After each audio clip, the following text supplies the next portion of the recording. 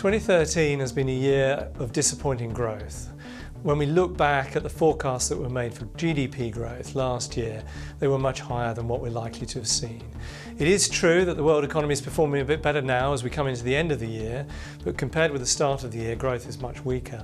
And one area where it's been particularly weak has been in the emerging markets, where about a year ago people were expecting 6% growth for the emerging markets, and now it looks like it's going to be about 4.5%.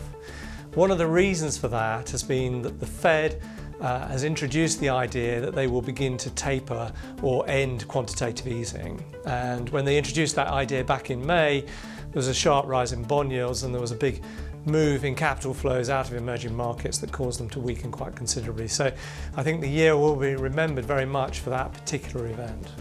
Well, let's sum up 2013 for Europe in sort of two halves. The first half was one where most of Europe remained in recession.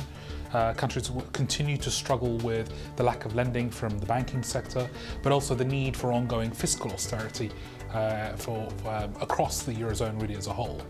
And then the second half of the year brought about the start of what I would describe as a very weak recovery across Europe.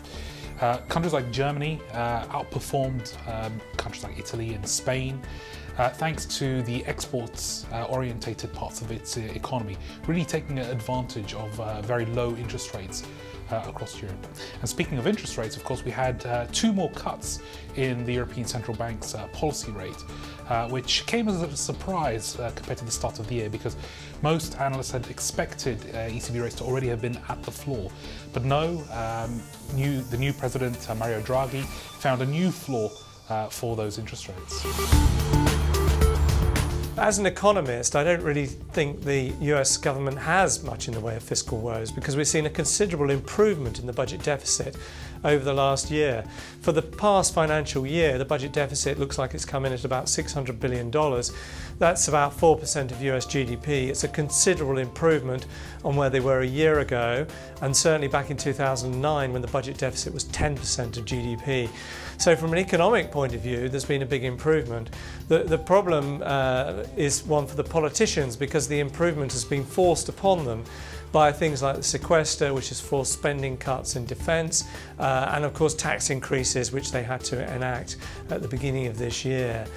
As we go into next year, the politicians are going to have to lift the debt ceiling once again, and we have seen recently the trouble that that can cause, with some politicians threatening a default of the US government.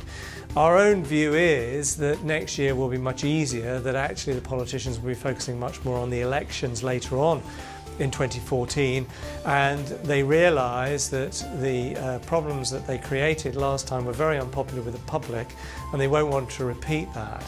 There are still big fiscal issues in the US going further out, but I actually think we could see further improvement in the budget deficit next year.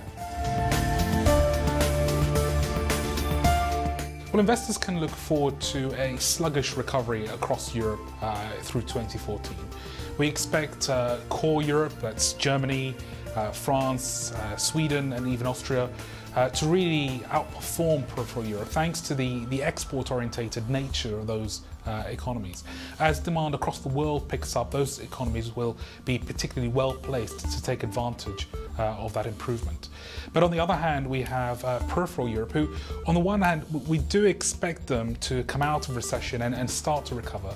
But at the same time, because of the ongoing need for austerity, demand will continue to be very weak, consumer confidence will continue to be low, and of course, because the banks need to recapitalize, we struggle to see how investment is going to recover across those countries.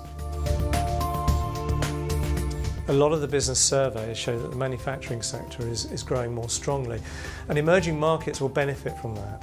So in the near term, over the next 3 to 6 months, we would look for emerging markets to do a bit better, for their exports to pick up and strengthen a bit more. So I think there's a positive story coming through.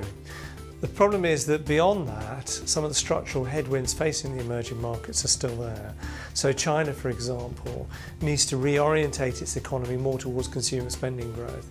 We've just seen the plenum in China announce a whole host of measures which are all very positive, but probably will result in some disruption to the economy over the next year or two. So growth will probably struggle a little bit against that headwind. In Latin America, the problem there is more about inflation.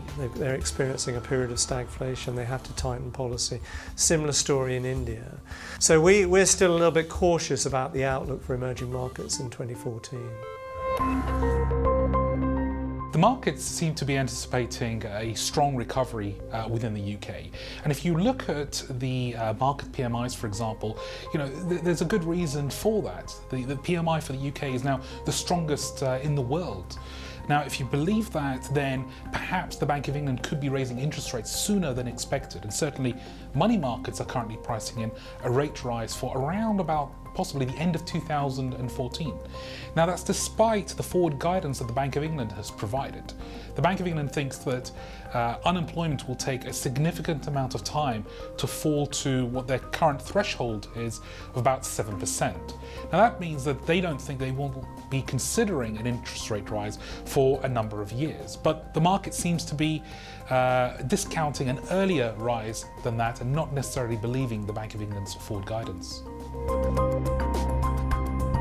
In the United States, I think the risks are skewed more to the upside than the downside, and we haven't been able to say that for some time. But as we go into 2014, the amount of fiscal tightening that's been going on in the economy is going to be much less. So growth is going to pick up, and that's our central view.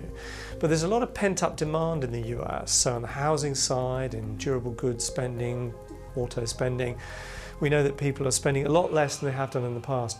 As the economy gradually improves, I think growth could pick up, and so we think there is an upside risk that growth might turn out to be stronger than expected.